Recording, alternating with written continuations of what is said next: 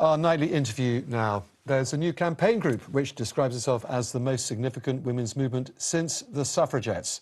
The group is called Respect My Sex If You Want My Ex, which means their vote, not their ex-boyfriend. They're campaigning ahead of local elections next week to get politicians to answer that simple question: what is a woman? They've also attracted some prominent supporters, including JK Rowling, and more about that picture in a moment. Joining me now are the three women who set up the group: Heather Binning, Maya Forstater and Caroline Ffiske. Ladies, good to see you. Thanks so much for coming to the studio. One of the questions you want politicians to answer is this: can a woman have a penis? Maya, why is that so important to you?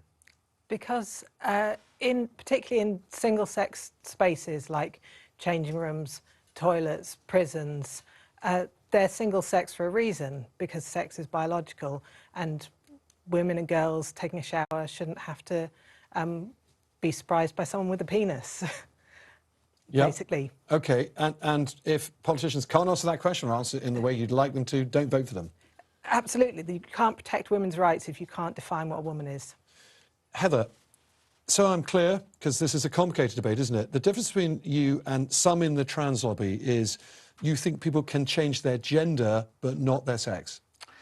Well, generally, we don't actually agree that there is a gender. It's a social construct, but I don't have a problem if people want to describe themselves by this gender.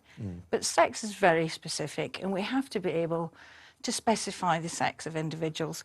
Only today, I think, there's a new report out from the Asthma and Lung Association saying female hormones are likely to produce harsher symptoms if you get an asthma attack. That's about sex. That's not about gender at all. So, and there are other issues in medicine and sport that there are significant differences because of the biological sex.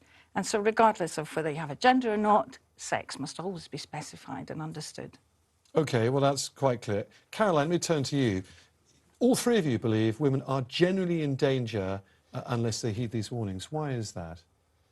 Well, OK, so sex matters. Men and women are different, and men tend to be the ones who, commit more violent offences. So it's absolutely critical that women have single-sex spaces and safe spaces. So it's critical that women have single-sex toilets, single-sex changing rooms, single-sex hospital wards, single-sex prisons and sport. So just to go back over two of those, prisons, there's just been a story from America where somebody who identified as trans has been in a woman's prison and has raped a woman.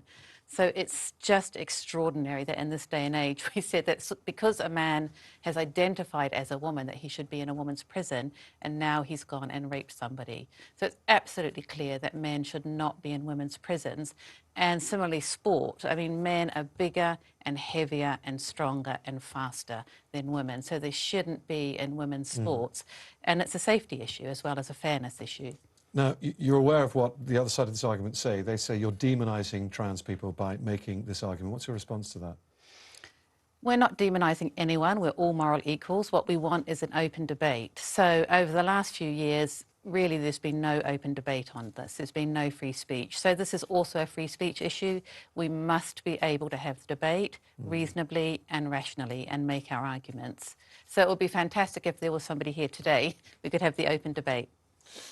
Maya, the thing is, you are at odds with the current law of the land on this, because you can legally become a woman if you're transitioning pre-operation, or if you still have a penis, in other words, with two doctors declaring that. Do you want to change the law?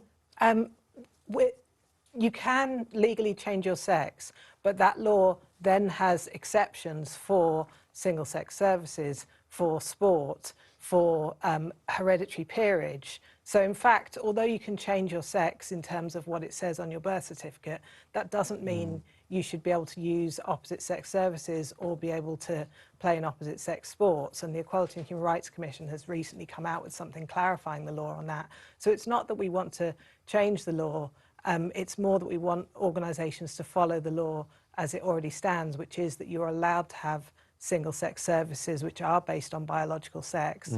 And you can still respect people's identity and people's freedom to wear what they like and to call themselves what they like. But where sex matters, it is sex that matters. Now, the author JK Rowling is a big supporter of yours is, in particular, yes. Maya, and she threw a lunch for you at the River Cafe, which is one of London's smartest restaurants. I've never been there, you have. Well done, you. It was quite an extraordinary lunch, and we can see a picture of it now. There you are in the middle of that. Perhaps you might have had a drink or two, perhaps all of you. What was it like to be there, all those people with a similar mentality to you? It was lovely. I mean, we were. It was a lot of women who've been attacked for their views, whether in the workplace or as journalists. Quite a few lesbians there who've been attacked for saying that lesbians don't have a penis.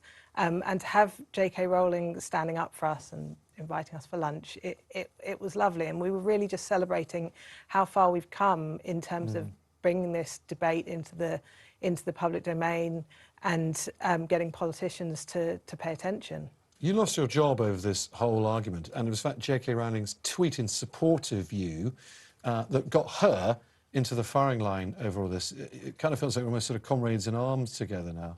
Yes, and I had never, I mean, that lunch was the first time I met her. I had no idea that she was paying attention to my case, and then when I lost the first part of my case in 2019, the day after, she tweeted and sort of all hell broke loose. So it's been amazing to have her support, and then obviously I went back to court and I won the next part of that case, so she was right. Okay, well, it's been really good talking to you. Thanks for coming in. Heather, Maya and Caroline. See you soon, hopefully. Thank you. Thank you.